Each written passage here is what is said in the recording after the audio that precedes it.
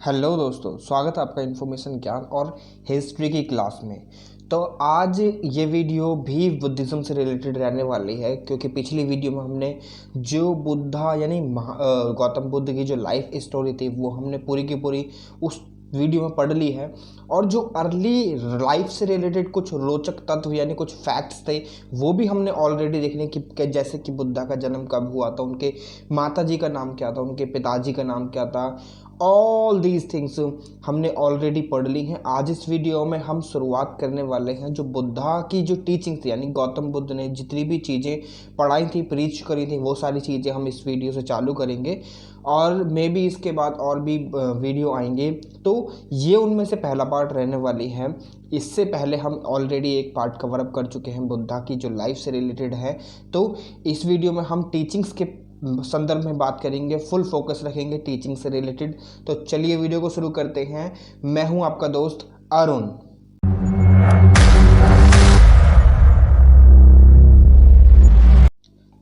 तो अगर हम टीचिंग्स की स्पेशली बात करें तो यहाँ पर बुद्धा जी ने काफ़ी सारी टीचिंग्स यहाँ पर दी थी, अपनी बहुत सारी चीज़ें पढ़ाई हैं, जिससे हमें कहीं ना कहीं बहुत सारी चीज़ें जानने के लिए मिलती हैं। और कहीं ना कहीं हमारी जो एक प्रेजेंट लाइफ है ना, कंटेम्प्रेरी लाइफ, तो उसमें भी अगर हम इन टीचिंग्स को इम्प्लीमेंट करते हैं तो कहीं ना कहीं हमारी बहुत सारी जो जो वर्ल्डली प्रॉब्लम्स हैं ना, कहीं ना कहीं उनसे भी हमें मुक्ति मिल जाएगी, ठीक है।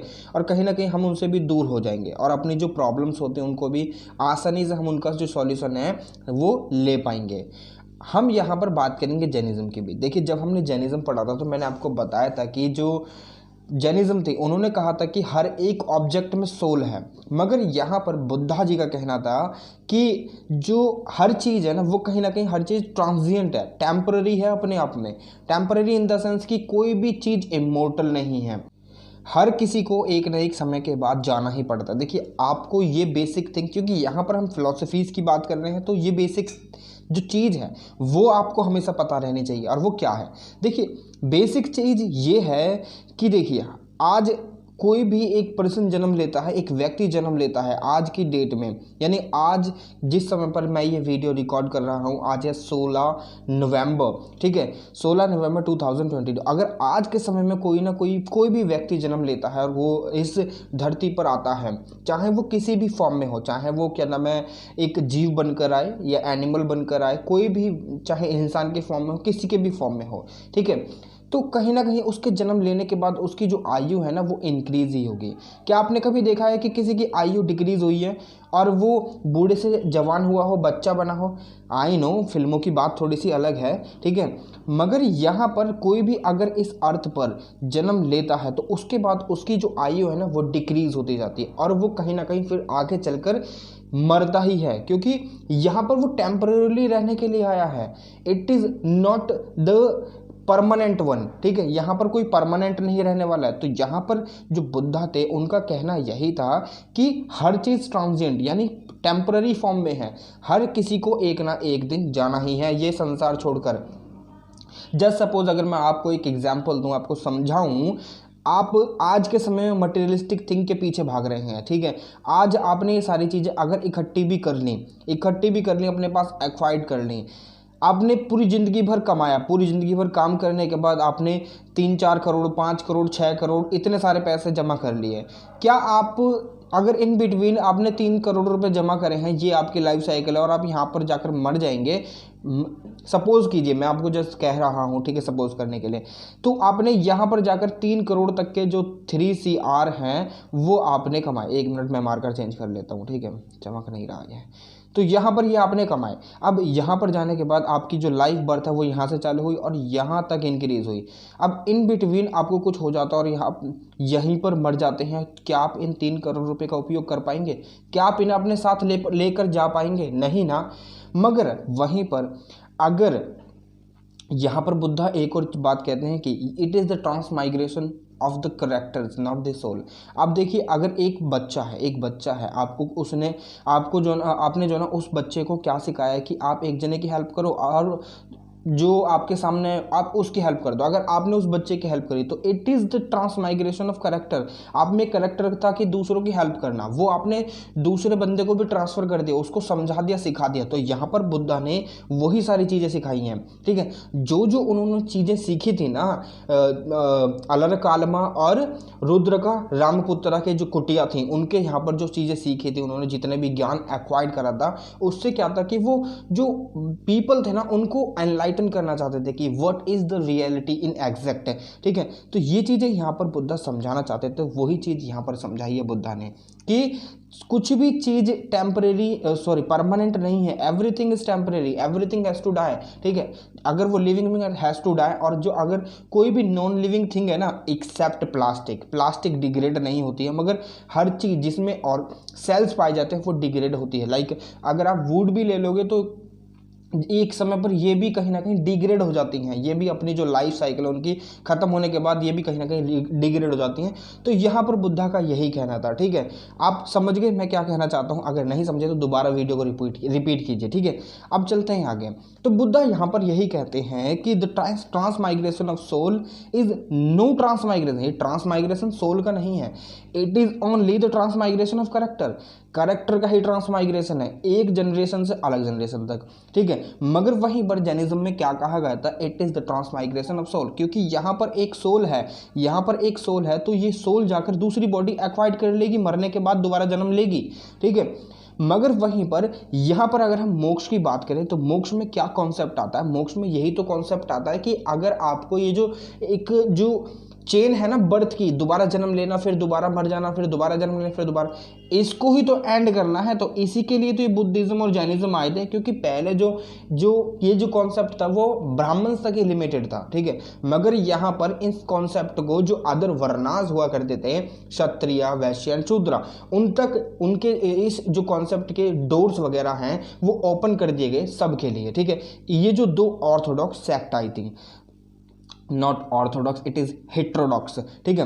तो यहाँ पर इन सेक्ट ने कहीं ना कहीं ये जो कॉन्सेप्ट है ना, कहीं ना कहीं इसकी जो नींव थी उसी को हिलाकर धर दिया। तो यहाँ पर बुद्धा जी के द्वारा यही कही गई है कि अगर आपने, मैं आपको एक और एग्जांपल दूँ, जस्ट मानकर चलिए कि मैं अपना एग्जांपल देता हूँ। देखिए मैं हूँ, तो मेरे अंदर कुछ करेक्टर्स हैं मेरे पिताजी के, और मेरे अंदर कुछ करेक्टर्स हैं मेरी माता जी के। तो it is the transmigration of character, not the soul. अब माता जी की सोल जो है वो मेरे अंदर तो आ नहीं गई है, ठीक है ना। तो यहाँ पर बुद्धा जी का यही कहना था। मगर वहीं पर जैनिज्म में जो महावीर जी थे, उनका ये कहना था कि it is the transmigration of soul, मरने के बाद सोल चली जाती है। मगर मरने के बाद यहाँ पर ये कहा गया बुद्धा जी के द्वारा कि मरने के बाद अगर कुछ भी होता है तो यहाँ पर करेक्टर जो होते हैं वो वन जनरेशन से दूसरी जनरेशन तक जाते हैं, ट्रांसमाइग्रेट होते हैं, ठीक है। तो यहाँ पर ये कॉन्सेप्ट आपको समझ में आया? और अगर नहीं आया तो वीडियो को रिपीट करके देखिए। अब यहाँ पर आगे बुद्धा कहते हैं कि देखिए जो करेक्टर है उसको हमें इंपॉर्टेंस बहुत ज़्यादा देनी चाहिए, क्योंकि यहाँ पर जो करेक्टर है वो इंटरनली और एक्सटर्नली दोनों तरीके से बिल्डअप होना चाहिए। इंटरनली और एक्सटर्नली क्या मतलब है इसका? देखिए इंटरनली आपने देखा होगा कि एक मुहावरा सुना होगा आपने, प्रोवर्ब बोलते हैं मुहावरे को, ठीक है। वो उसका मतलब होता है कि मन में राम बगल में छुरी, ठीक है।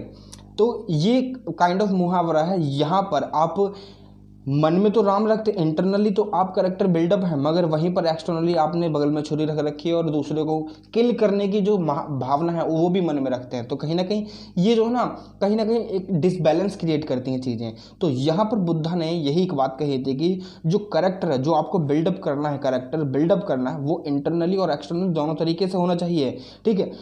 चाहे देखिए एक और चीज़ यहाँ पर आपको समझनी है, वो ये है कि जो भी करेक्टर आप बिल्डअप करोगे अपने अंदर, तो वो जो करेक्टर है वो थोड़ा सा आपको भी थोड़ा सा फ़ायदा पहुंचाए और दूसरों को भी, ताकि दूसरे भी उस चीज़ से सीख सकें, ठीक है। तो ये सारी चीज़ें कब पॉसिबल हो सकती हैं? जब आप अपने करेक्टर को इंटरनली और एक्सटर्नली दोनों तरीक़ों से बिल्डअप करोगे। अब वो कैसे आ सकता है? देखिए एथिक्स में भी जब हम पढ़ते हैं तो कहीं ना कहीं जो पर्सनल और प्राइवेट लाइफ है, अगर दोनों ही मेंटेन करनी है तो हमें पर्सनल लाइफ में बैलेंस बनाकर और प्राइवेट लाइफ में बैलेंस बनाकर चलना पड़ेगा, ठीक है।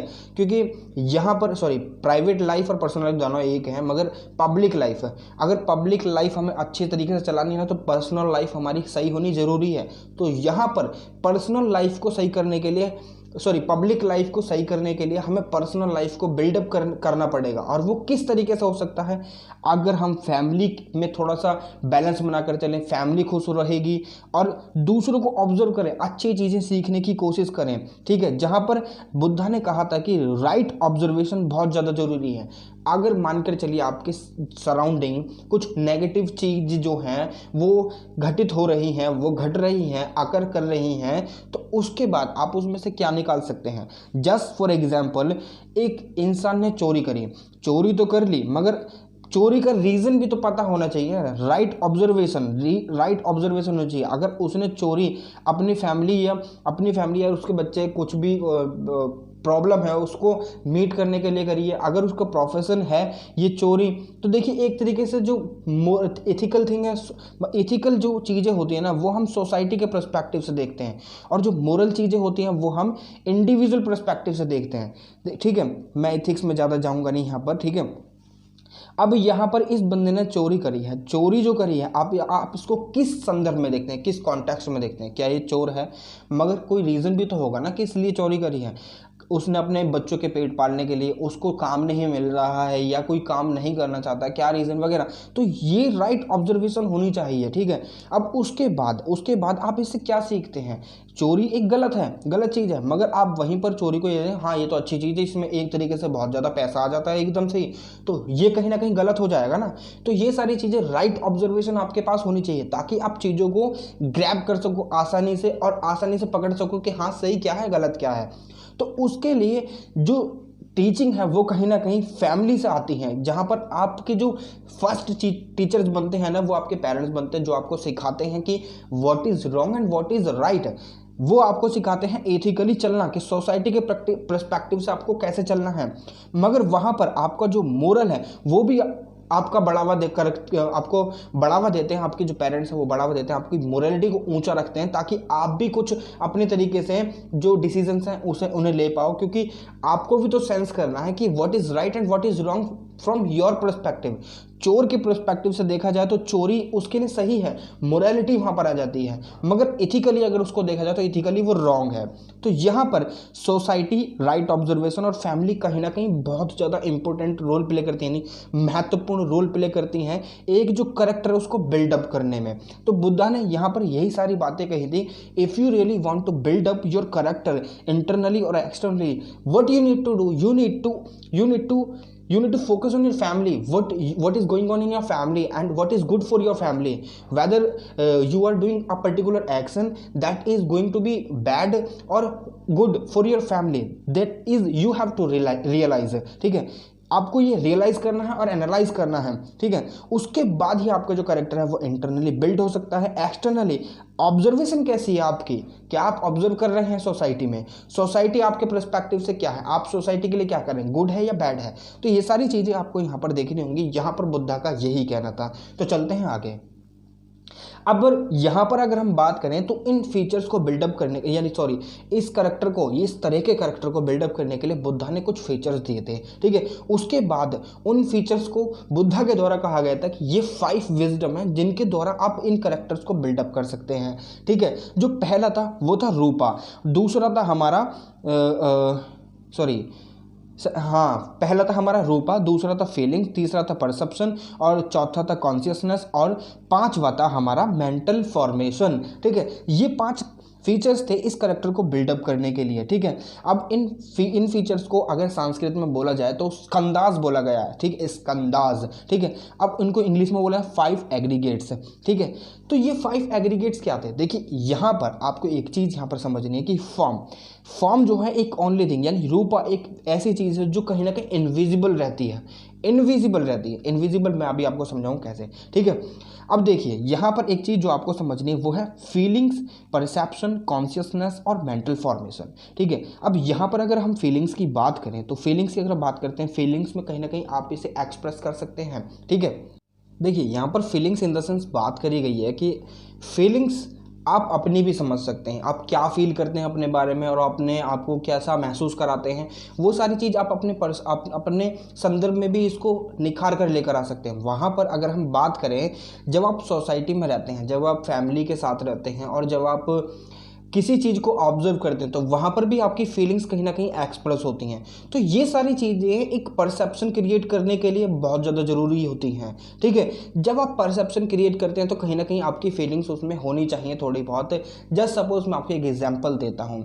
आपके सामने आपका फ्रेंड एक रो रहा है और उसके बाद आप उसको देखते हैं तो कहीं ना कहीं उसके जो कोई ना कोई उसके घर में किसी की डेथ हो गई और उस वजह से वो रो रहा है, कोई भी एक्सीडेंट वगैरह हो गया और उस वजह से वो रो रहा है और आप उसे देख रहे हैं। जब आप उससे उसका कंसर्न पूछते हैं कि भाई ऐसा क्यों है, क्यों रो रहा है, तो कहीं ना कहीं आप उसकी जो फीलिंग्स हैं उसे देख पा रहे हैं। और फिर जब उससे आप उसका कंसर्न पूछते हैं तो कहीं ना कहीं आपको भी इस चीज़ का दुख होता है। तो कहीं ना कहीं फिर आपकी जो फीलिंग्स है वो भी उभर कर आती हैं। जब वो उभर कर आती हैं तो आपके अंदर, आपके माइंड में एक परसेप्शन क्रिएट होता है कि ये बहुत बुरा हुआ।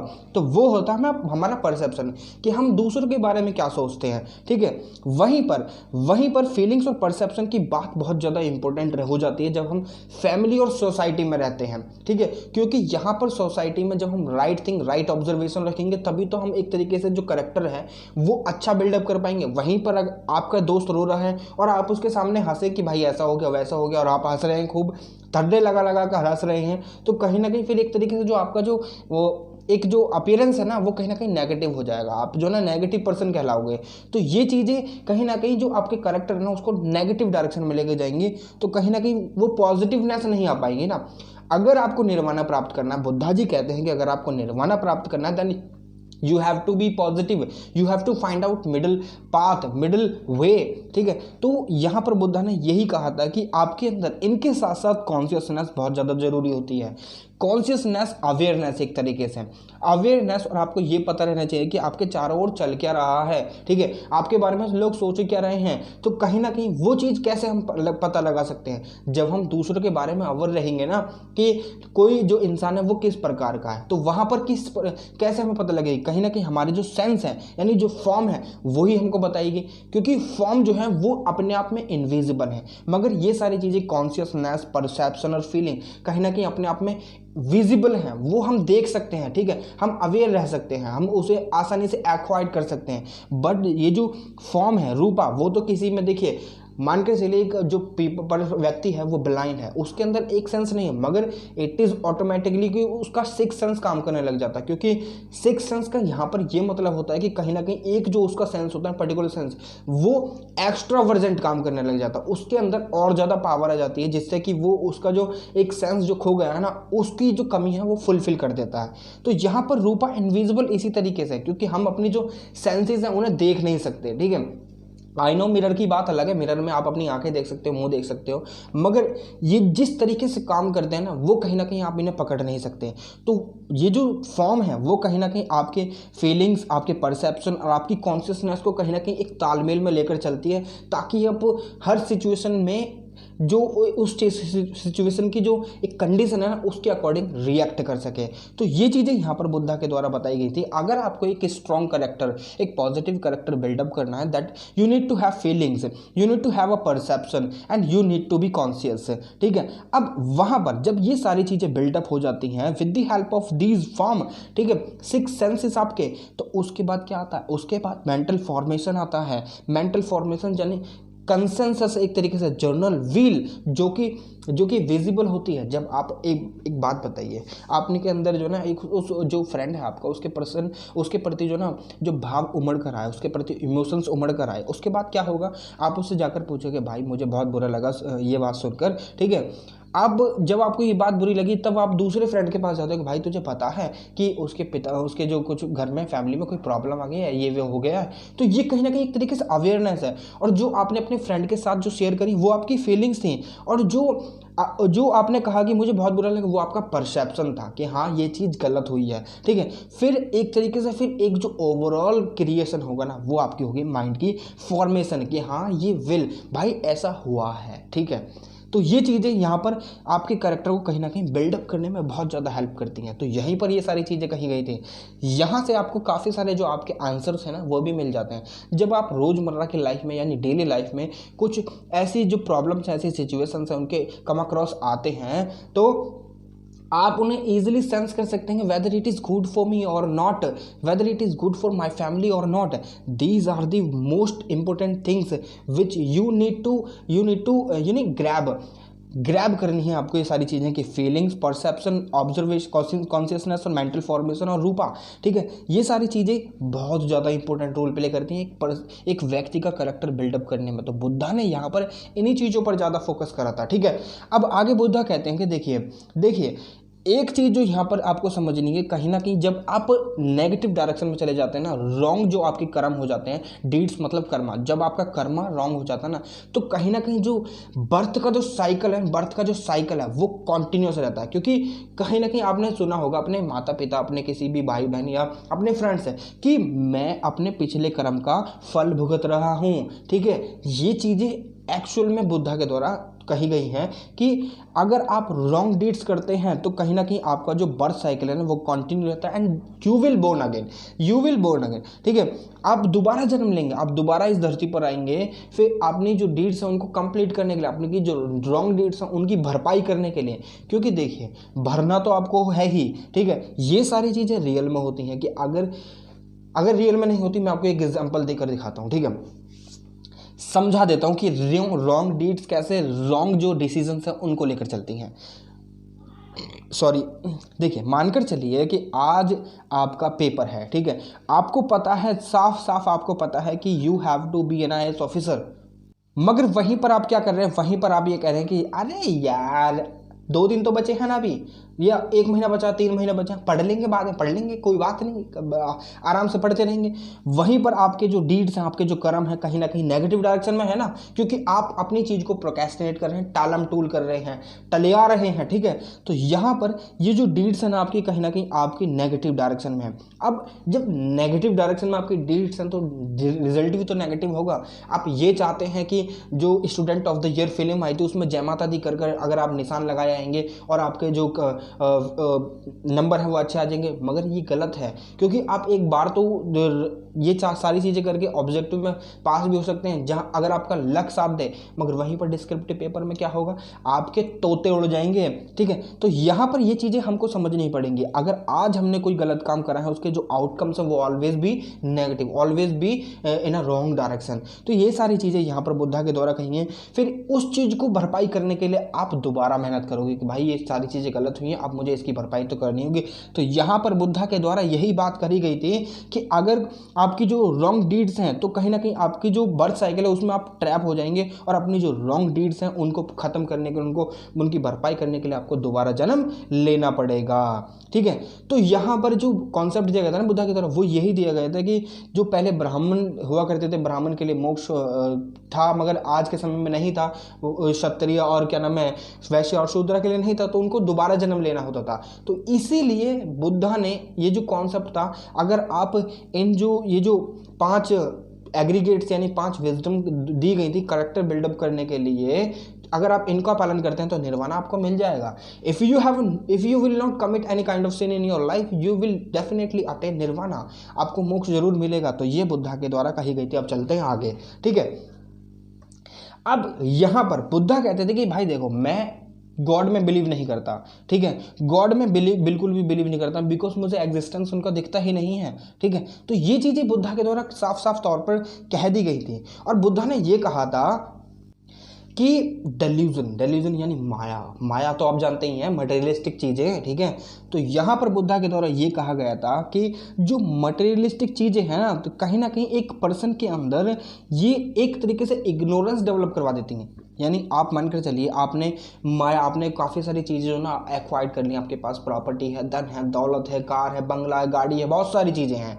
यहाँ पर फिर आपके पास क्या आ जाएगा कि आप जो है ना ध्यान वगैरह या किसी को भी कुछ नहीं करेंगे, ना दान पुण्य करेंगे, तो कहीं ना कहीं एक तरीके से इग्नोरेंस क्रिएट हो जाएगी, और वहाँ पर आपकी जो डीड्स हैं वो नेगेटिव डायरेक्शन की तरफ चली जाएंगी। फिर उसके बाद क्या होगा, उसके बाद आपको पता होगा, आपने सुना होगा या आपने ऑब्जर्व करा होगा कि अगर हमारे पास, आपने कभी वो कहते हैं ना, एक छोटे बच्चे खोलते हैं चूरन खोलते हैं, पर्ची खोलते हैं, तो वहाँ पर जब एक बच्चा 2 रुपया जीत जाता है तो उसके अंदर एक तरीके से जो डिज़ायर है ना और पाने की, वो डेवलप हो जाती है। वो चाहता है कि मैं 2 रुपये भी इन्वेस्ट कर दूँ और 4 रुपये मेरे पास आ जाएं। ठीक है, पहले उसने इन्वेस्ट करा था 1 रुपया, ठीक है, उसके बाद उसके पास हुआ 2 रुपया, फिर उसके बाद उसके पास हुए 4 रुपया। तो यहाँ पर उसकी जो डिज़ायर्स है ना वो इंक्रीज़ होती गई, जिन्होंने कहीं ना कहीं जो उसकी जो एक तरीके से जो संस्कार जो उसके अंदर एक संस्कार बिल्डअप हुए थे ना बचपन से ही, उनको कहीं ना कहीं इग्नोर कर दिया। उसके जो डीड्स थी कहीं ना कहीं रॉन्ग डायरेक्शन में चले गई। और जो ये डिज़ायर है ना, यही तो क्रिएट करती है फिर मैन को दोबारा जन्म लेने के प्रति फोर्स करती है, ठीक है। अब यहाँ पर ये जो डिज़ायर है कहीं ना कहीं उसके एक्शन में फिर बदलाव आएगा, ठीक है। आपने देखा होगा कि गैम्बलिंग में क्या होता है, गैम्बलिंग में यही तो होता है, रमी वगैरह अगर आप खेलोगे, ड्रीम 11 वगैरह खेलोगे, लूडो वगैरह खेलोगे, आप उसमें फिर जुआ बजाते हो, गैम्बलिंग करते हो, तो उसमें क्या होता है कि आप जो है ना कहीं नेगेटिव चीज़ों की तरफ अट्रैक्ट होते हो। वहाँ पर अगर आप एक बार जीत गए, इट इज़ नॉट डेफिनेट, ये डेफिनेट नहीं है कि अगर आप एक बार जीत गए तो अगली बार भी जीतोगे, नहीं। अगर आपके ने कोई तुक्का वगैरह फिट कर रहा है, आपने जालसाजी करोगे तो कहीं ना कहीं जीत जाओगे, मगर ये डेफिनेट नहीं है कि आप ही जीतोगे। तो ये सारी चीज़ें फिर जो है ना आप उसकी तरफ अट्रैक्ट हो गए, तो कहीं ना कहीं गलत डायरेक्शन की तरफ है ना। फिर आपके पास मान के चलिए एक समय पर आकर आपके पास पैसे खत्म हो जाते हैं और फिर आप अपने घर में जो सामान है उसको बेचने चालू करते हैं। क्या ये गलत डीड नहीं है? ये गलत चीज़ें ही तो गलत कर्म हैं आपके, ठीक है। फिर कहीं ना कहीं उसके रिगार्डिंग फिर आपने देखा होगा कि डोमेस्टिक वायलेंस भी बहुत ज़्यादा होते हैं पीने के बाद। अब दारू वगैरह पीते हो, दारू पीने के बाद फिर वो जुआ खेलते हैं, फिर वो हार जाते हैं, फिर आकर अपने जो वाइफ होते हैं और चिल्ड्रन होते हैं उन पर हथियाते हैं, यानी उनसे मार पिटाई करते हैं, वायलेंस करते हैं। डोमेस्टिक वायलेंस में ज़्यादातर जो फीमेल्स हैं वो बहुत ज़्यादा शिकार होती हैं। तो यहाँ पर इन चीज़ों से भी हम कहीं ना कहीं टैकल कर सकते हैं अगर हम ये 5 विजडम को फॉलो करें, ठीक है। अगर हम ये जो माया का कॉन्सेप्ट है उसे ही त्याग दें, अगर सभी इक्वल दर्जे में और इक्वल आसानी तरीके से रहें और खुशहाल रहें, बेशक किसी के पास हायर वेल्थ हो यानी ज़्यादा वेल्थ हो, किसी के पास कम हो, मगर सबके पास इतना होना चाहिए कि वो अपनी जो बेसिक नीड्स है ना उनको कंप्लीट कर सके, ठीक है। ये चीज़ें होनी चाहिए। आप एक बात बताओ, आप यहाँ पर एक रिच है और एक ये पुअर है। यहाँ पर रिच शो ऑफ कर रहा है, ठीक है। अब पुअर क्या करेगा? पुअर के मन में भी तो कहीं ना कहीं चीज़ें फिर डेवलप होंगे ना कि मेरे पास भी पैसा होना चाहिए। फिर वो इसके जितना बनने के लिए जो है ना ये फिर क्या करेगा, कहीं ना कहीं रॉन्ग जो हथकंडे हैं वो अपनाएगा। तो यहाँ पर यही चीज़ें कही गई हैं कि अगर आप ये चीज़ समझ लें कि ये सारी चीज़ें कहीं ना कहीं एक तरीके से माया है, डिल्यूजन है, तो कहीं ना कहीं ना तो फिर पुअर इसके जैसा रिच के जैसा बनना चाहेगा, ना फिर रिच कभी किसी का फिर शोषण करेगा या फिर कभी अपने जो पैसा अपनी वेल्थ है उसका शो ऑफ करेगा। तो यही चीज़ यहाँ पर कही गई है कि अगर आपको चेन ऑफ द बर्थ को तोड़ना है तो आपको कहीं ना कहीं जो आपके डीड्स हैं उनमें सुधार लेकर आना पड़ेगा। यहाँ पर बुद्धा ने यही बात कही थी। और यहाँ पर बुद्धा एक और बात कहते हैं कि असलियत में अगर देखा जाए ना तो आदमी अगर दुखी है वो अपने दुख से इसीलिए दुखी है, कहीं ना कहीं जो उसकी जो बर्थ है ना वो उसकी वजह से दुखी है। कहते हैं ना कि आप पिछले जन्म का जो भोग रहा है तूने पिछले जन्म में कुछ बुरे कर्म करे होंगे। तो कहीं ना कहीं यही सारी चीज़ें देखने के बाद तो यहाँ पर बुद्धा जी ने यही बात कही थी कि बर्थ ऑफ जो चेन है ना, चेन ऑफ द बर्थ है, उसी की वजह से तो आदमी दुखी है, क्योंकि वो दोबारा जन्म लेगा और दोबारा उसे ये सारी चीज़ें जो है ना कहीं ना कहीं फिर दोबारा से सहनी पड़ेंगे। अब इन सारी चीज़ों से टैकल भी तो करा जा सकता है, वो है राइट नॉलेज। आपके पास जो ज्ञान होना चाहिए ना वो राइट होना चाहिए कि हाँ कभी किसी का बुरा मत करो, कभी किसी को धोखा मत दो, चीट मत करो। तो वो सारी चीज़ें बुद्धा ने टीचिंग में अपनी दी हैं, हम पढ़ेंगे आगे, ठीक है। अब बुद्धा यहाँ पर कहते हैं कि भाई देखो, आप यजन करवाते हो, आप इसकी बलि दे रहे हो, आप उसकी बलि दे रहे हो, क्या कभी गॉड ने आपसे कहा है कि आप मुझे बलि दो, कि आप मेरे बनाए हुए एक और प्राणी को मेरे लिए मार दो? ये बिल्कुल नहीं कहा। तो यहाँ पर बुद्धा यही कहते थे कि मैं प्रेयर्स में, यजन में और रिचुअल्स में और सेरेमनीज में बिल्कुल भी बिलीव नहीं रखता। मेरे लिए कोई अपनी जान दे मैं बिल्कुल नहीं चाहता, ठीक है। तो यहाँ पर भगवान का भी यही कहना होता है, यानी गॉड का भी यही कहना होता है कि गॉड नहीं चाहते कि मेरे लिए आप किसी को मारो। जिहादीज़, यानी जिहादीज़ का आपने नाम सुना होगा, तालिबान में काफ़ी सारे लोगों को जस्ट बिकॉज ऑफ कि वो नॉन मुस्लिम है या वो अपने फेथ के प्रति लॉयल नहीं है तो इसलिए उनको मार दिया जाता है। या आप देखा होगा कि बलि वगैरह देते हैं, बकरी की बलि देते हैं, मुर्गे की बलि देते हैं। तो ये सारी चीज़ें जो ना भाई भगवान कभी नहीं मांगते। तो ये सारी चीज़ें यहाँ पर बुद्धा के द्वारा भी नकार दी गई थी कि मैं ना तो प्रेयर्स में बिलीव रखता, ना यजन में, ना रिचुअल्स और ना ही सेरेमनीज़ में, ठीक है। अब मैं कहाँ पर बिलीव रखता हूँ, मैं तो खाली ये कह रहा हूँ कि आपको जो है ना राइट एक्शन और राइट नॉलेज आपके पास होनी चाहिए ताकि आप निर्वाणा को प्राप्त कर सके। ठीक है, निर्वाणा अगर प्राप्त करना है, राइट एक्शन आपके होने चाहिए, राइट नॉलेज आपकी होनी चाहिए, then you will automatically attain what nirvana, यानी मोक्ष आपको ऑटोमेटिकली प्राप्त हो जाएगा। चलिए आगे बढ़ते हैं।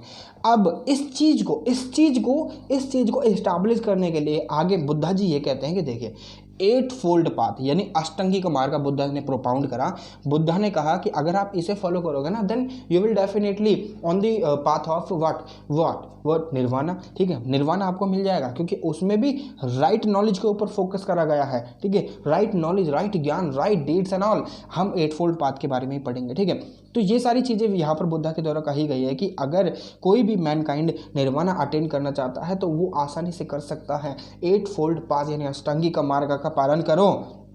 ठीक है, आगे बुद्धा कहते हैं कि जो ट्रू नॉलेज है ना, ट्रू नॉलेज वो ये है कि अगर आप आसानी से समझो या अगर आप जैसे मर्जी समझो मगर समझ जाओ इस बात को कि किसी में भी सोल नहीं है। वंस यू अंडरस्टैंड कि सोल नहीं है किसी भी चीज़ में, कि soul it is the transmigration of soul, it is ये थिंग और इट इज़ वो थिंग, तो यहाँ पर बुद्धा कहते हैं it is the transmigration of character. अगर आप ये समझ जाओ कि जो सोल है वो है ही नहीं, the true knowledge is to acknowledge the absence of soul. ठीक है, यहाँ पर अगर आप इस चीज़ को समझ गए ना तो कहीं ना कहीं फिर आप ये जान जाओगे कि फिर आपको जो हैप्पी और अनहैप्पी करने वाली चीज़ें हैं ना वो कभी आप पर असर डालेंगी नहीं, क्योंकि आपने एक एस्केटिक यानी एक मंक को देखा होगा, एक सन्यासी को देखा होगा और आपने जाना होगा कि जो सन्यासी हैं ना तो उनके पास वेल्थ होना गुजारा है ना होना गुजारा, उनको कोई फ़र्क नहीं पड़ता, उनको हैप्पीनेस से भी कोई फ़र्क नहीं पड़ता और ना ही उनको अनहैप्पीनेस से फ़र्क पड़ता। तो जब ये आप समझ जाओगे ना कि मैं आखिरकार में जब निर्वाणा प्राप्त कर लूँगा, it is the final separation of soul and body, mahanirvana, mahakaivalya. ठीक है, तो ये चीज़ें जब आप समझ जाओगे कि सोल है ही नहीं, it is the transmigration of character, तो आपको फिर जो है ना कोई भी चीज़ ऐसी नहीं है संसार में जो आपको दुखी कर सके और खुश कर सके, क्योंकि फिर कहीं ना कहीं फिर आप ही रीज़न बनोगे अपनी खुशी का भी और अपने ही दुखों का। ठीक है, आगे बुद्धा कहते हैं कि जब आप ये सारी चीज़ें समझ जाओगे ना तो कहीं ना कहीं आप अपनी जो वर्ल्डली अफेयर्स हैं, वर्ल्डली चीज़ें, मटेरियलिस्टिक थिंग्स है, उससे कहीं ना कहीं विमुक्त हो जाओगे, मुक्त हो जाओगे। फिर आपको कोई चिंता नहीं, क्योंकि जब मैंने आपको लास्ट टाइम एक स्टोरी में बताया था कि जब वो अपने घर छोड़कर जा रहे थे गौतम बुद्ध जी, तो कहीं ना कहीं उन्हें फिर अपने सवालों का जवाब, वो ट्रूथ यानी अपने खुद की जो सेटिस्फैक्शन है उसको ढूंढने के लिए निकले थे, सेल्फ अपने आप को ढूंढने के लिए, क्योंकि उनके अंदर कुछ सवाल थे वो उमड़ रहे थे, उसको ढूंढने के निकले थे। जब वो उसको ढूंढने के निकले थे तो कहीं ना कहीं फिर वो अपने जो वर्ल्डली अफेयर्स थे उसको पीछे छोड़कर आ गए थे। जब उन्होंने मेडिटेशन सीखा, मेडिटेशन का अलर कालमा की कुटिया में, फिर उन्होंने जो रुद्र का रामपुत्र की कुटिया में जब उन्होंने वेदास और उपनिषद पढ़े, तो कहीं ना कहीं जो उनका फाउंडेशन था, वो तैयार हो चुका था। क्योंकि कहीं ना कहीं अगर इंडियन फिलोसफीज की बात करी जाए, बुद्धिज्म भी एक इंडियन फिलोसफी है, तो उपनिषद जो है ना, जो बेस है, फाउंडेशन है, वो इंडियन फिलोसफीज के बेस हैं और फाउंडेशन है। ठीक है, तो यहाँ पर बुद्धा यही कहते हैं कि आप कहीं ना कहीं फिर अपने जो वर्ल्डली अफेयर हैं उनसे मुक्त हो जाओगे अगर आप ये समझ लो कि आपको दुख करने वाला और सुख देने वाला कोई चीज़ नहीं है इस दुनिया में। ठीक है, मगर ऐसा होता कहाँ है, we always attract towards the pleasure. ठीक है, हम प्लेजर की तरफ ही अट्रैक्ट होते हैं, जहाँ पर हमें अच्छा लगे हम आ जाएंगे, ऐसा कहते हैं हम लोग। ठीक है, जो हमें खुशी देगा। मगर कभी आपने ये सोचा है कि हम क्या ऐसी कौन सी चीज़ है जो हमें अपने आप से खुशी दे?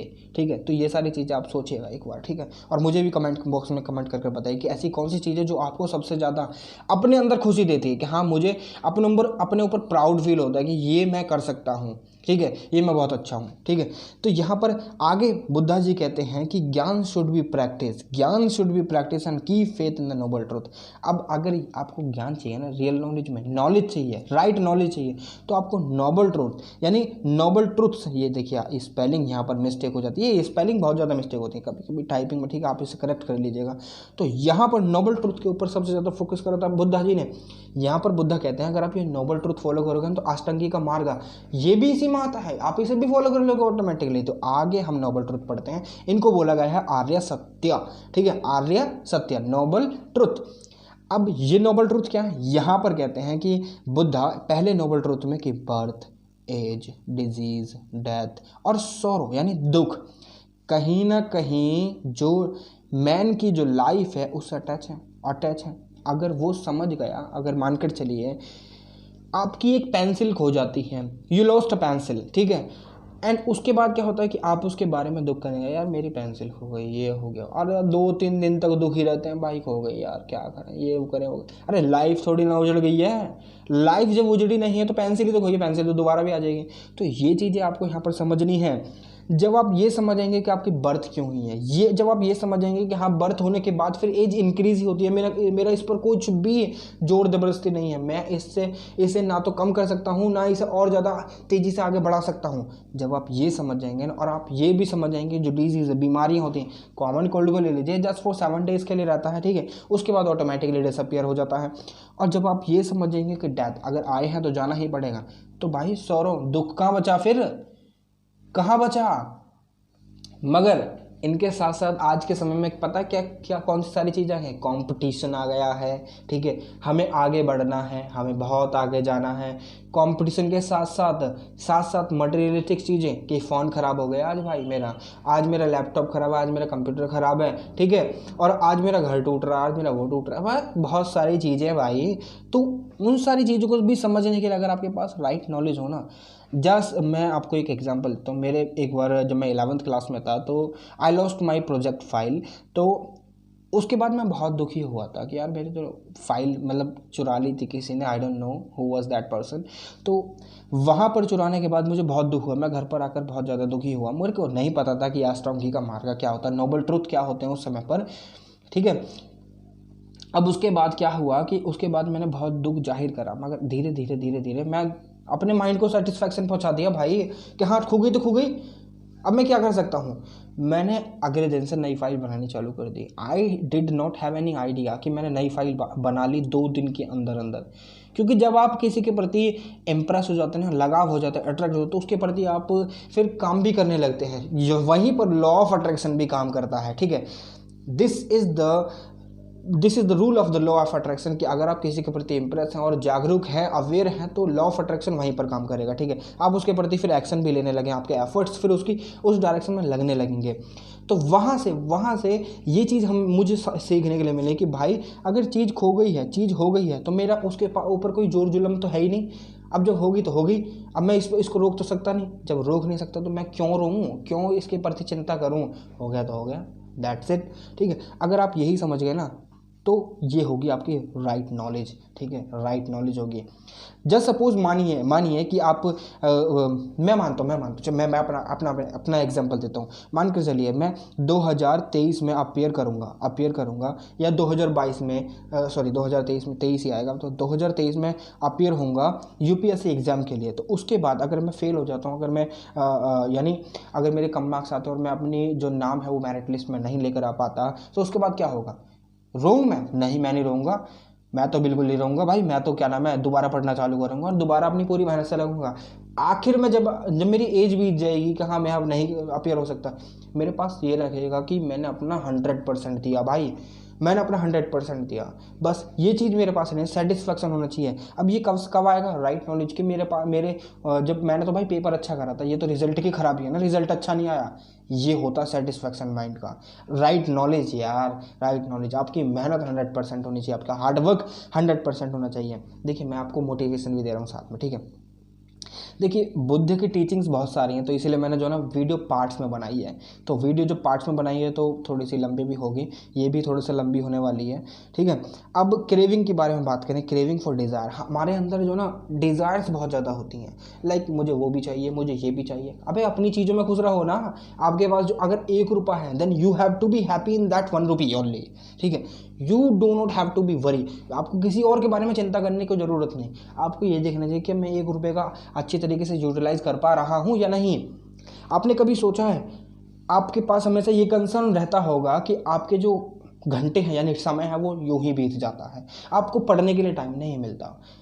वो चीज़ मैं जो है ना थोड़ा सा एक मोटिवेशन वीडियो हो उसके बारे में बताऊंगा बाद में। यहाँ पर आप ये डिज़ायर हमारी कभी कम नहीं होती, हमको ये लगा रहता है कि ये भी मिल जाए, वो भी मिल जाए, सब कुछ मिल जाए, सब मेरा हो जाए। अरे चला लोगे क्या एक समय में सारी चीज़ें, बरत लोगे क्या? एक घर में अगर आपने एक बंगलो भी खरीद लिया, बंगलो भी ले लिया और बड़ा सा फार्म हाउस वगैरह बनवा लिया, उसके बाद क्या करोगे? फार्म हाउस के भी एक छोटे से कमरे में जाकर रहोगे, एक छोटे से बेड पर। अरे इतनी सी जगह तो चाहिए आपको रहने के लिए, फिर इतनी सारी जगह का क्या फ़ायदा। अरे थोड़ा सा बात समझनी है यहाँ पर, ठीक है। ये डिज़ायर्स जो है ना हमारी, ये डिज़ायर्स कहीं ना कहीं हमको लेकर डूब जाती हैं भाई। जैसे कि देखिए कुछ एग्जांपल मैंने यहाँ पर भी डाले हैं, जैसे कि सेक्सुअल प्लेजर, ठीक है, मटेरियलिस्टिक कंफर्ट, मलमल का गद्दा, ठीक है, living idea of life living है, मेरी बहुत लंबी लाइफ हो, मैं जवान रहूँ, क्रीम व्रीम बहुत सारी चीज़ें लपेटी जाती हैं मुँह पे ताकि मैं जवान दिखूँ। भाई अगर अपनी एज तुम्हारी बढ़ रही है तो उसको रोक थोड़े ना लोगे, इट इज़ नेचुरल फिनोमिनन, ठीक है। तो यहाँ पर नेचुरली हो रही हैं चीज़ें, ये चीज़ें आपको यहाँ समझनी है। इंटॉक्सिकेंट दारू पी रहे हो और हद से ज़्यादा दारू पी रहे हो, फिर च्युइंगम नहीं, सॉरी, वो कहते हैं ना गुटखा वगैरह, राजधानी पान मसाला, पता नहीं तरह तरह की चीज़ें आती हैं, पान मसाला चबा रहे हो, तो ये सारी चीज़ें अपने आप को प्लेजर देने के लिए तो हैं। तो ये सारी चीज़ें जो है ना कहीं आपके जो डिज़ायर्स हैं, एक बार खा लोगे दोबारा खाओगे। मटेरियलिस्टिक चीज़ें, अगर आपको मलमल के गद्दे पे एक दिन सोने के लिए मिल गया तो दोबारा भी आपको चाहिए कि हाँ मैं तो मलमल के गद्दे पर ही सोऊंगा, चाहे फिर वो लाइफ को लिव करना ही हो, चाहे फिर आपको लाइफ जीनी ही हो, जस्ट बिकॉज। मैं आपको एग्जांपल दे रहा हूँ, आपने आज दारू पी, फॉर एग्जांपल, दारू पीने के बाद आपको अच्छा लगा, और अच्छा लगने के बाद यार मेरे को एक और बार पीनी है, तो ये सारी चीज़ें फिर आपके अंदर जगने लगेंगे दोबारा।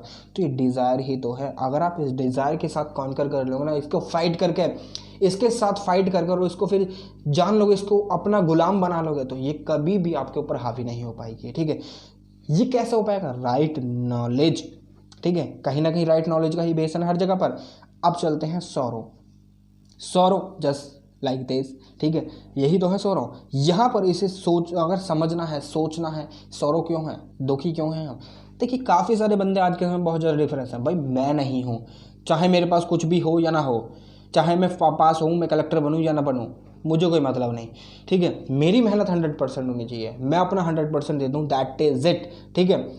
अब उसके बाद मैं दुखी हूँ, मैं क्यों दुखी हूँ भाई, मैं दुखी क्यों हूँ, मैं नहीं होता दुखी, उसके लिए क्या है? राइट नॉलेज क्या? अरे ये मेरे बस में थोड़ी ना है भाई। जब बस में नहीं है तो मैं क्या करूं? नहीं करूंगा बिल्कुल भी। मैं दुखी नहीं हूँगा, सौरो नहीं लेकर आऊँगा अपनी लाइफ में। एक एक पल को एंजॉय करो। अगर आप पढ़ रहे हो तो उसको एंजॉय करो, ठीक है। अगर आप आंसर लिख रहे हो तो उसको भी एंजॉय करो कि हाँ कुछ नई चीज़ सीखने के लिए मिले। आपने 3 इडियट मूवी तो देखी होगी, उसमें जो रणछोड़ दास श्यामल दास चांचर यानी आमिर खान जी ने सही बात कही है कि बेटा सक्सेस के पीछे मत भागो। क्या भाग किसके पीछे भागो, वो मुझे वर्ड याद नहीं आ रहा उन्होंने क्या यूज़ करा था, मगर हाँ आपके अंदर कैपेबिलिटी है, अपने आप को कैपेबल तो बनाओ उस चीज़ के प्रति, वो चीज़ आपके पास खुद आएगी। कहते हैं ना कि मेहनत ऐसी करो कि किस्मत भी आपके सामने घुटने टेक जाए। तो वो चीज़ कब होगी? सौरो जब आपके लाइफ में नहीं रहेगा, जब आप सब चीज़ को एंजॉय कर लेंगे। अगर आपका आज पढ़ने के लिए मन नहीं कर रहा तो 10 मिनट का ब्रेक लीजिए, अपने माइंड को समझाइए भाई 10 मिनट का ब्रेक ले रहा हूँ, आज पूरा दिन इसी में 10 मिनट में ख़त्म कर दूंगा। 10 मिनट खत्म, दोबारा बुक उठा लो, दूसरी जो आपके इंटरेस्ट की हो उसे पढ़ो, नॉवल ले लो। नहीं ज़रूरी भाई पढ़ने की, क्योंकि हर चीज़ में से कहीं ना कहीं आपको सीखने के लिए ही मिल रहा है। कहते हैं ना लोग कि भाई यूपीएससी की बहुत सारी किताबें, हमें ये पढ़नी है वो पढ़नी है, ठीक है। फिर उसके बाद आप ये कहते हैं कि यार हमारे पास तो टाइम ही नहीं है, तो दूसरी किताबें कहाँ पढ़। अरे यार जब बोर हो रहे हो भाई तो दूसरी किताब उठा लो ना, वहाँ से भी तो आपको कुछ ना कुछ सीखने के लिए मिलेगा। अब ये थोड़ी नहीं कि आप क्या नाम है 2 घंटे की मूवी उठाकर खोल कर बैठ गए और मूवी देखने के बाद आपके 2 घंटे चले गए, ये तो लॉजिक वाली बात नहीं हुई। 10 मिनट के लिए कुछ ऐसी चीज़ पढ़ लो, कुछ एक ऐसी स्टोरी पढ़ लो, आपकी एक स्टोरी की बुक खरीद लो या नेट पर सर्फिंग कर लो, ब्लॉग लिख लो, ठीक है। जो भी टॉपिक आपको अच्छा लगता है उसके बारे में ब्लॉग लिख लो, तो वो आपके सौरों को कम कर सकते हैं ना। मगर वहीं पर अगर कोई एक अनसर्टेन सिचुएशन बन जाती है कि आपके फैमिली में कोई निधन हो गया है या आपके दोस्त वगैरह कहीं चले गए हैं, तो लाइफ पार्टनर ये रिलेशनशिप में ये फलाना ढिम का, भाई उनके लिए तो एक ही चीज़ है ना, इन चीज़ों में पढ़ी क्यों रहे। अगर कोई निधन वगैरह होता है भाई, ये देखिए ये सारी चीज़ें थोड़ी सी अलग हो जाती हैं, ठीक है। वहाँ पर आपके अंदर सौरों आना बहुत ज़रूरी है, क्योंकि वहीं पर हमारे जो 5 विजडम है ना वो काम करती हैं एक साथ, ठीक है। चलते हैं आगे। अब यहाँ पर टू प्रैक्टिस अष्टांगी का मार्ग है, उसके पास उसको प्रैक्टिस करने के लिए आपके पास मिडिल पाथ की ज़रूरत होती है, ठीक है। अब अष्टांगी का मार्ग में right knowledge in the sense कि राइट नॉलेज एक्वायर करो।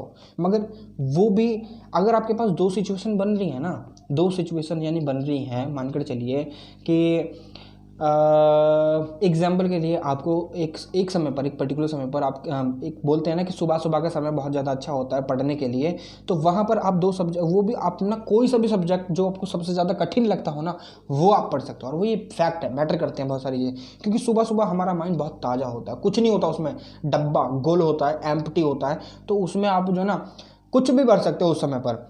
सॉरी। अब उसके बाद क्या होगा कि आप जो है ना अपने माइंड में वो सब्जेक्ट उठाकर पढ़िए जो आपको सबसे ज़्यादा कठिन लगता है, जो आपको आसान नहीं लगता। जब आप उस सब्जेक्ट को पढ़ोगे ना तो वो आसानी से आपके गुल्लक में भर जाएगा, अपने दिमाग में भर जाएगा, ठीक है। जब वो दिमाग में भर जाएगा, मगर वहीं पर आप जो है ना एक जो वो होती है ना डायलेमा में फंसे हुए हैं कि मेरे पास जो है ना हिस्ट्री है, मेरे पास जो है ना ज्योग्राफी है, मैं अब इन दोनों में से कौन सा पढ़ूँ।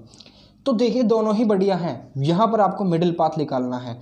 आपके पास 1 घंटा पढ़ने के लिए आप आधे घंटे हिस्ट्री पढ़ लीजिए, आधे घंटे ज्योग्राफी पढ़ लीजिए, तो ये भी तो हो सकता है ना। ये होता है मिडिल पाथ। तो यहाँ पर अष्टांगी का मार्ग को प्रैक्टिस करने के लिए you have to adopt what middle path. ये होता है मध्य मार्ग, जिसे हम बोलते हैं to find attainments once on will called nirvana. फिर इसके बाद क्या होगा, निर्वाणा प्राप्त हो जाएगा। दोनों आपने सब्जेक्ट कंप्लीट कर लिए, तो ये सारी चीज़ें प्रैक्टिस करी जा सकती हैं, आसानी से हम अपनी लाइफ में इंप्लीमेंट कर सकते हैं। बहुत सारी चीज़ें हमें बुद्धिज्म से सीखने के लिए मिलती हैं। तो देखिए वीडियो लंबी हो रही है, मैं अब जानता हूँ, मगर काफ़ी सारी चीज़ें ऐसी हैं जो यहाँ पर आपको सीखनी ही पड़ेंगी, ठीक है।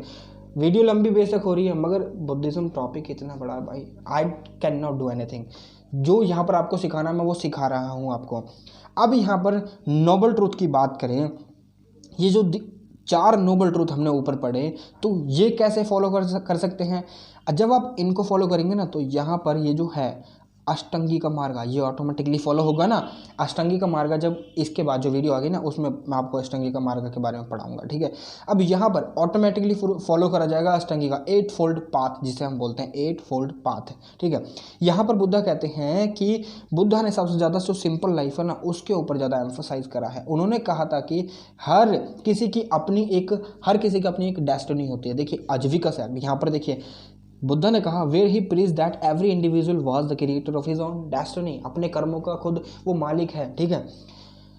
उसकी खुद की एक डेस्टिनी, अगर आज वो कुछ कर रहा है तो वो कल उसको मिल जाएगा उसका फल, ठीक है, वो उसका फल मिलेगा। आपने देखिए अगर आप आज यूपीएससी की तैयारी कर रहे हैं ना, तो it will be fruitful for you in your future, ठीक है। आप कुछ ना कुछ सीखेंगे ही, गवारा नहीं जा रहा है कुछ भी। तो ये सारी चीज़ें बहुत ज़्यादा मायने रखती हैं एक जो आईएएस एस्पिरेंट, यूपीएससी एस्पिरेंट होता है उसकी लाइफ में। आगे चलते हैं, और उन्होंने कहा था कि good deeds leads to higher life. Good deeds, अगर आपने अच्छे कर्म करे हैं, भोजन अच्छा करा है, दारू वगैरह नहीं, सिगरेट वगैरह नहीं, गुटखा वगैरह नहीं खाया, तो उसके बाद क्या होगा कि भाई आपको कोई बीमारी नहीं लग सकती, वो कुछ नहीं छू सकता, कुछ भी कोई भी बीमारी नहीं छू सकती, ठीक है। तो कहीं ना कहीं आपकी जो लाइफ है वो हायर रहेगी, कहीं ना कहीं आपके पास जो सफरिंग्स हैं वो कम आएंगी। अब कोई भी चिंता करने की जरूरत नहीं पड़ेगी। मगर वहीं पर अगर आपकी जो डीड्स हैं वो बैड है, तो कहीं ना कहीं आपको सफरिंग का तो सामना करना ही पड़ेगा। अल्कोहल पी रहे हो, फिर आपकी 40 साल के बाद जब उम्र में 40 साल की उम्र के बाद जब खून बनना बंद हो जाता है, तो उसके बाद आपको कहीं ना कहीं खून में दिक्कत आ सकती है, आपकी बॉडी में कहीं वो गुर्दे वगैरह, आपके जो लंग्स हैं उनमें दिक्कत आ सकती है, किडनीज वगैरह फेल हो सकती हैं, ठीक है। तो ये सारी चीज़ें सफरिंग ही तो है लाइफ की। तो ये सारी चीज़ें आपको यहाँ पर राइट नॉलेज के साथ समझ में आ सकती है। अगर किसी इंसान को, कोई इंसान अगर अवेयर है कि if I consume alcohol today it will not be fruitful for me in my future, तो भाई क्यों कंज्यूम कर रहे हो, फेंक दो ना उसे परे को। तो ये सारी चीज़ यहाँ पर आप हमको समझनी पड़ती हैं। अब ठीक है, अब ये सारी चीज़ें हम सॉल्व कैसे कर सकते हैं। देखिए लग्जरी किसको नहीं चाहिए भाई, इंक्लूडिंग मी। भाई मैं भी इंसान हूँ, मेरे को भी चाहिए, मगर नहीं चाहिए यार, नहीं चाहिए। अगर लग्जरी हमको कहीं ना कहीं एक जो ऐसे स्थान पर लेकर चला जाता है जहाँ से हम नीचे नहीं देख पाएंगे, हम ग्राउंड पर नहीं आ पाएंगे, हमारे जो फार्मर्स हैं वो काम कर रहे हैं खेतों में, उनके साथ अटैच नहीं, तो हमें ऐसे लग्जरी की कोई भी ज़रूरत नहीं है, ठीक है।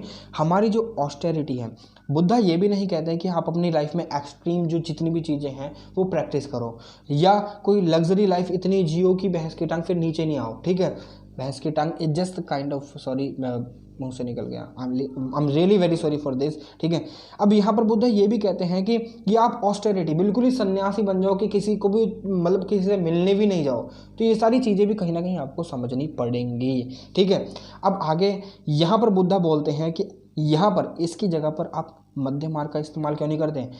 ना तो लग्जरी हो, ना ही ऑस्टेरिटी हो, ठीक है, ना ही एक्सट्रीम हो, एक सिंपल लाइफ जियो ना, इसलिए यहाँ पर बुद्धा के द्वारा सिंपल लाइफ पर फोकस करा गया है। तो चलिए आगे बढ़ते हैं। अब आगे बुद्धा कहते हैं कि ये जो नोबल ट्रूथ है उनको आप इजीली कैसे एक्वायर्ड कर सकते हो, ठीक है, इजीली कैसे यहाँ पर मिडिल पाथ को एक्वायर्ड कर सकते हो, बाय ट्रूथ।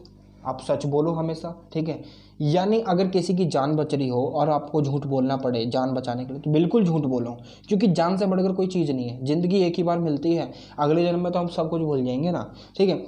चैरिटी बहुत ज़्यादा जरूरी। अगर आपके पास है दान देने के लिए तो दान दो ना भाई। देखिए व्रत, जब मैं आपको वो क्या कहते हैं भक्ति मूवमेंट पढ़ाऊंगा तो उसमें आपको मैं बताता, मगर मैं यहीं बता देता हूँ चलिए, कि अगर आपने किसी भी दिन का उपवास रखा यानी फास्ट रखा है तो आप उस दिन का खाना एक किसी ऑस्टेरिटी या किसी को दान कर दो ना। मगर हम क्या करते हैं बेसिकली दान में क्या देते हैं कि जो रात का बचा हुआ खाना हो गया, कुछ भी ऐसा खाना हो गया, मगर वो नहीं देते जो हम खुद खाना चाहते हैं। तो ये कहीं ना कहीं सरासर नाइंसाफ़ी है ना। ये चैरिटी के नाम पर दब्बा है ना, ठीक है। चैरिटी कीजिए, चैरिटी आप दान कर सकते हैं, अनाथ आश्रम में बच्चों को गोद ले सकते हैं, उनको महीने में एक बार या साल में 6 महीने में एक बार जाकर उनके साथ सेलिब्रेट कर सकते हैं, ताकि उनका भी एक तरीके से ये लगे कि हाँ उनकी भी लाइफ जो है ना फुलफिल है। ट्रूथ एक्वायर कर सकते हैं भाई। ट्रूथ जो मैंने आपको अभी बता दिया, प्योरिटी आपके साथ अंदर होनी चाहिए, इंटरनली भी और एक्सटर्नली भी, ठीक है। इंटरनली भी आप प्योर रहने चाहिए। अगर आप मन में जो सोच रहे हैं वही आप बाहर कह रहे हैं ना, तो वही चीज़ है प्योरिटी, ठीक है। आपका जो कंट्रोल है ना आपके पैशन के ऊपर होना चाहिए, ठीक है। आप पैशन में गाड़ी चलाना पसंद है आपको, और सडनली आपके सामने कोई आ जाए तो भाई आपके पैशन पर भी तो आपको कंट्रोल होना चाहिए। आपको रोड पर धीमी गाड़ी चलानी चाहिए, ठीक है। अपनी डिज़ायर्स पर भी आपका कंट्रोल होना चाहिए, तभी तो आप इजीली जो आपकी लाइफ है उसे सिंपल वे में लीड कर सकते हैं। तो ये थी वीडियो, अभी आधी थी, ठीक है। अभी हमें आधी टीचिंग्स और बची हैं, वो भी हम पढ़ेंगे। मुद्रास पढ़ेंगे, बुद्धिज़्म की स्प्रेड पढ़ेंगे, डिक्लाइन पढ़ेंगे और काउंसिल्स भी पढ़ेंगे, ठीक है। और जैनिज़्म और बुद्धिज़्म में डिफरेंस भी पढ़ेंगे, जैनिज़्म और बुद्धिज़्म में सिमिलरिटीज़ भी पढ़ेंगे, महायाना बुद्धिज़्म और हिनायाना बुद्धिज़्म में सिमिलरिटीज़ और डिफरेंस भी पढ़ेंगे, ठीक है। काफ़ी बड़ा है बुद्धिज़्म, ठीक है। यहाँ से क्वेश्चंस भी बनते हैं। मैं लास्ट में जो वीडियो लेकर आऊँगा जैनिज़्म और बुद्धिज़्म के खत्म होने के बाद जैनिज़्म और बुद्धिज़्म में किस प्रकार के क्वेश्चन पूछे गए हैं, कैसे क्वेश्चन पूछे गए हैं, तो वो सारी चीज़ें मैं आपको लेकर आऊँगा वीडियो, उसके लिए भी सेपरेट। तो ये थी फिलहाल वीडियो, ये कंटिन्यू रहेगी आगे भी, ठीक है, मैं लेकर आ रहा हूँ। तो अभी फ़िलहाल के लिए इस वीडियो में इतना ही। अगर आपने चैनल सब्सक्राइब नहीं करा है then do hit the subscribe button of my channel, ठीक है। सब्सक्राइब कीजिए, पार्ट बनिए इस फैमिली का, ठीक है। आगे वीडियो आती रहेंगे, डेली हिस्ट्री की वीडियो आएगी, इट इज़ माई प्रॉमिस।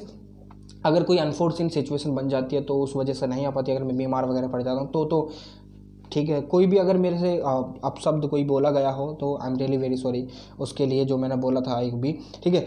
तो अभी फ़िलहाल के लिए इस वीडियो में इतना ही। आपसे फिर मुलाकात होगी एक और नई वीडियो में एक और नई इन्फॉर्मेशन के साथ। तब तक के लिए जय हिंद, पढ़ते रहिए।